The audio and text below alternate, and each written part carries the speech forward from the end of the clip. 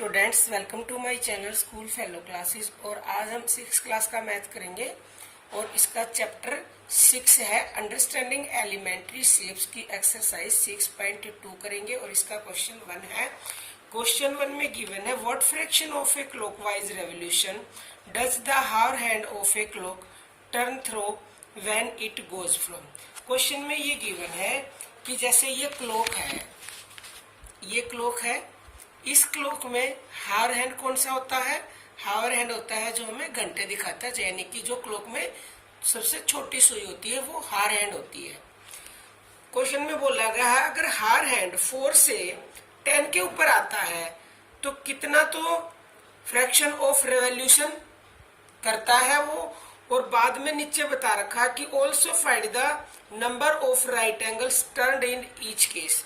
और each case में जितनी वो सुई टर्न हुई है उसमें कितने राइट एंगल यानी 90 डिग्री के कितने एंगल्स फॉर्म किए हैं हमें वो भी बताना है। तो सबसे पहले तो हम निकालेंगे फ्रैक्शन ऑफ रेवोल्यूशन। देखो वो कैसे निकालते हैं। इसमें क्वेश्चन में बोला कि 4 से, ये हमारा 4 है, ये छोटी सुई है, ये देखो इधर आएगी पहले, ये 4 से चली 5 पे आई, 5 से 6 पे, 7 पे, 8 पे, 9 पे और फिर आएगी 10 पे। तो ये क्या कहाँ पहुंच जाएगी? ये यहाँ पहुंच जाएगी। क्या कहाँ? यहाँ पहुंचेगी। ठीक है,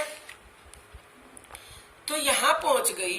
तो इसने कैसे कितना रेवोल्यूशन, फ्रैक्शन ऑफ रेवोल्यूशन कैसे निकालते हैं? देखो फ्रैक्शन निकालने के लिए हम क्या करते हैं, हम फ्रैक्शन चैप्टर तो क्या है, उस चैप्टर में पहले छोटी क्लासेस में भी सीखा कि फ्रैक्शन कैसे निकालते हैं। जो टोटल नंबर होते हैं वो नीचे लिखे जाते हैं। अब इसमें टोटल कितने हैं? अब इस क्लॉक में टोटल है 12, 1 to 12 नंबर है।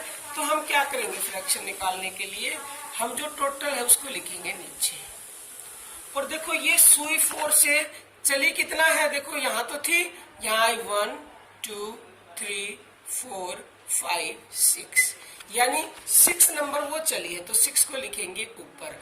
अब ये रिड्यूस हो रहा है, मतलब और भी कम हो सकता है, कट रहा है टेबल से, तो किससे कर रहा है? 6 1 जा 6, 6 2 जा 12, यानी 1/2 फ्रैक्शन ऑफ रेवोल्यूशन निकल गया।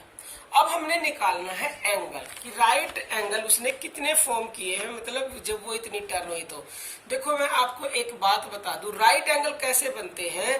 राइट एंगल कैसे होता है? राइट एंगल मान लो ये क्लॉक है और ये 3 है, ये क्लॉक मान लो क्या क्लॉक है, ये 3 है, तो ये क्या, ये होता है राइट एंगल।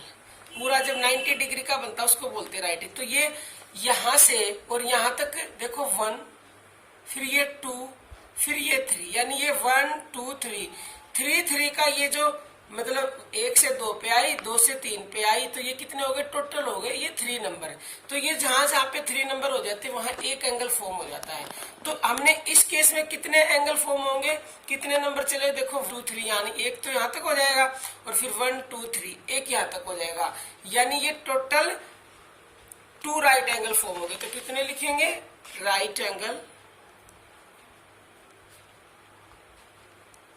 राइट एंगल्स, क्या क्वेश्चन था? राइट एंगल्स हो गए 2। ठीक है, ये इसका आंसर है। अब करेंगे क्वेश्चन सेकंड। अब सेकंड में देखो 2 से चली है, 2 से ये हमारा ये हार हैंड है, यहां से चली है ये 2 से और 5 पे आई है। कहाँ आई है?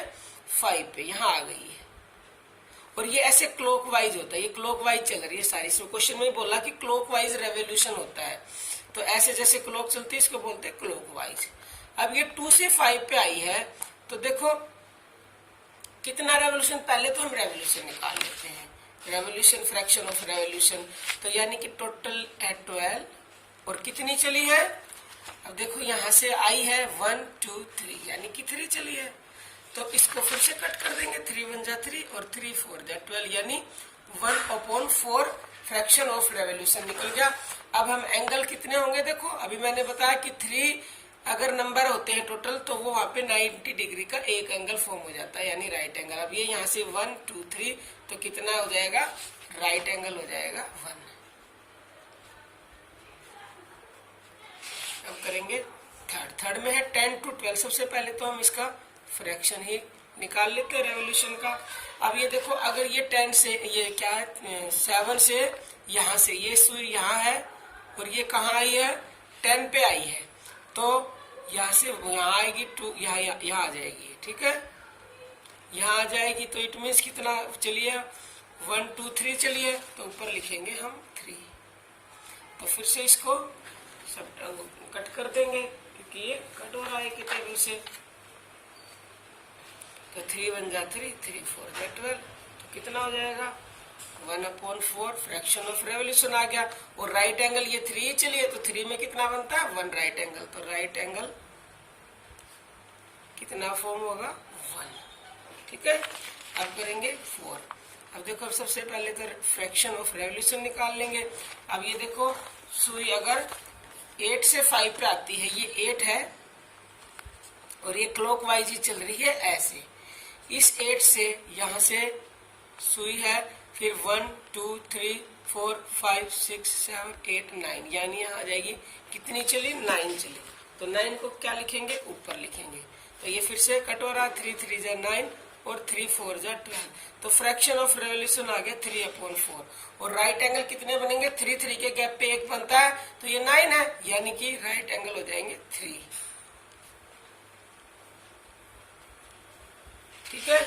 अब हम करेंगे इसी का 5th पार्ट। 11 से 5 पे आती है, तो पहले फ्रैक्शन ऑफ रेवोल्यूशन निकालेंगे। अब 11 से 5 पे आने में 11 है, 11 से 5 पे आने में देखो कितनी चलेगी 1 2 फिर 3 4 5 6, यानी कि 6 चली है, तो 6 ऊपर लिख लेंगे।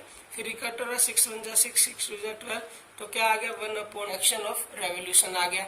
एंगल कितने पे होंगे 6 है, तो 3 में एक होता है, तो 6 है, तो राइट एंगल हो जाएंगे 2, ठीक है। अब करेंगे 6th पार्ट।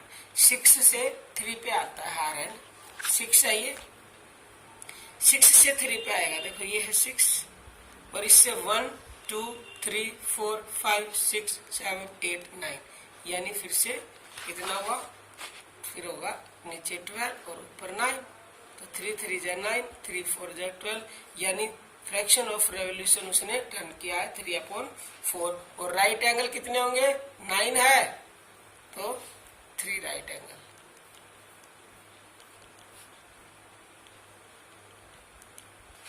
Right angles 3।